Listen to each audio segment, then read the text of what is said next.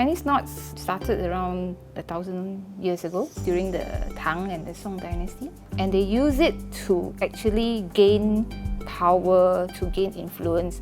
The nicer you have, the more intricate one you have, the richer you are.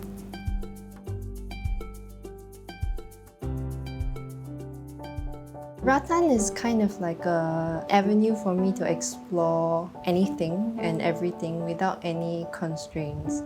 So I work in the design industry. In design, you have to do a lot of work that answers someone else's brief, but with Rattan, it's kind of like something that I do for myself. I got the opportunity to kind of apprentice with an old couple at a rattan shop. I got to learn how to weave or restore rattan chairs. When I was there, I was also thinking about what else I could do with rattan as a material and as a medium. I looked at products, sometimes graphic design, fishing knots, even like mizuhiki. So the inspiration was kind of like endless. I kind of got to where I am today, working on smaller items and more intricate weaves. So for this one, it's like a little pitcher. I'm trying to do like an insulator, so if hot water goes in and you can hold it, it's not too hot. I would say that there are quite a few traditional forms of weaving or wrapping that I use in my works actually. I actually tried to learn Chinese knot weavings on my own with like a book or YouTube tutorials, but it has been proven to be very difficult. So I'll be meeting a traditional artist today. So she does Chinese knot weaving and I'm really excited to meet her because it's not every day you get to meet someone who specializes in a craft that's kind of forgotten by the rest of the world. I hope that I'll be able to learn a knot from her and then also use it in my future work.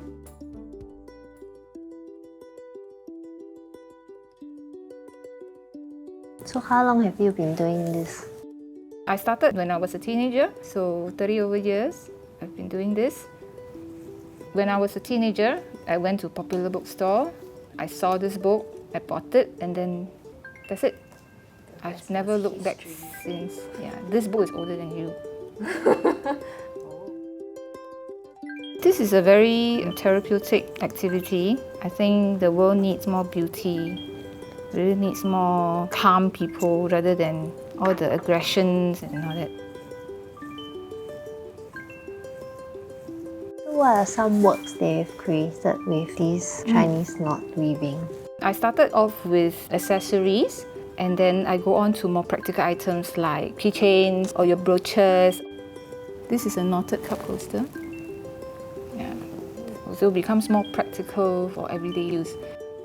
So how do you keep this craft alive today?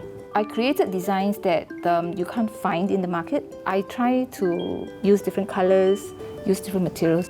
Like for example, this one is a PU leather. It's Chinese knots, but using PU leather. So it's a different material that the younger generation are more attracted to.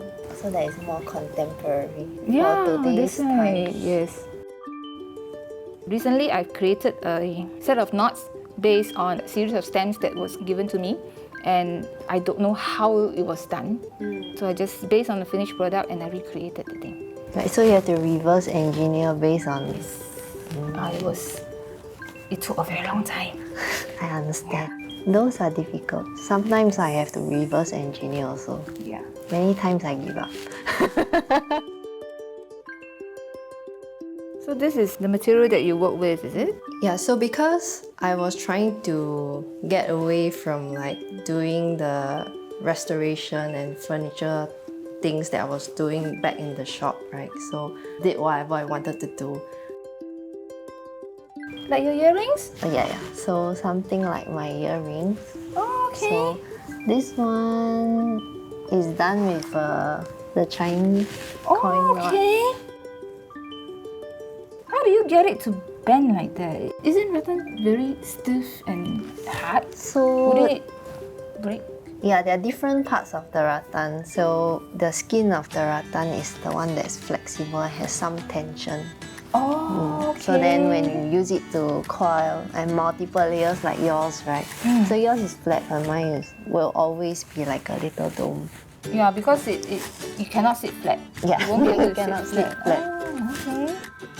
So So if that's the case, you know how to do the coin knot, maybe you can experiment with other types of Chinese knots. It will be interesting to do the same thing using two different materials and see what it comes up with.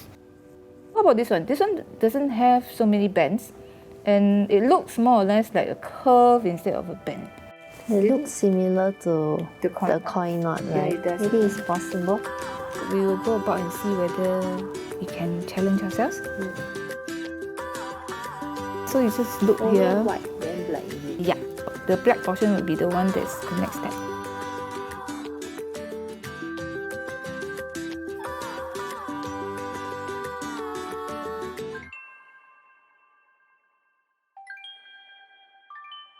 Nowadays, a lot of the knots that you find in the market, they used to be mass producing it to be sold before Chinese New Year. So when you realize that you can buy a nice one for $1, people don't usually want to consider to buy a handmade one for, let's say, $20, for example, or they won't want to spend $50 trying to learn how to make.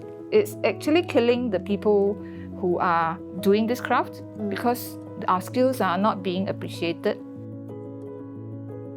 Similarly for Rattan, I think it's also the case. Only one shop actually does the restoration of Rattan.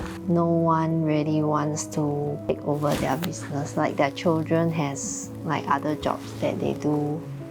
I think many people are interested in learning how to do it, but maybe not really making it as their livelihood. True. And we are not doing we're it not full-time either, but I guess it's quite important to keep doing it and preserving the craft. And I also think it's very important that we try our best to don't let this die off too soon. It is a sunset industry, but then we try to at least educate people, we try to Pass on the knowledge. pass on the knowledge. Yeah.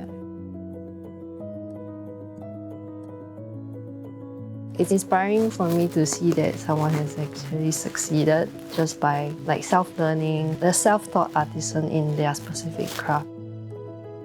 It feels like it's important to also learn from all of these traditional artists and to gain as much as we can, because once they're gone, then it will be very difficult to actually learn all these traditional crafts again. So, and through that, we can continue to practice these crafts for as long as possible.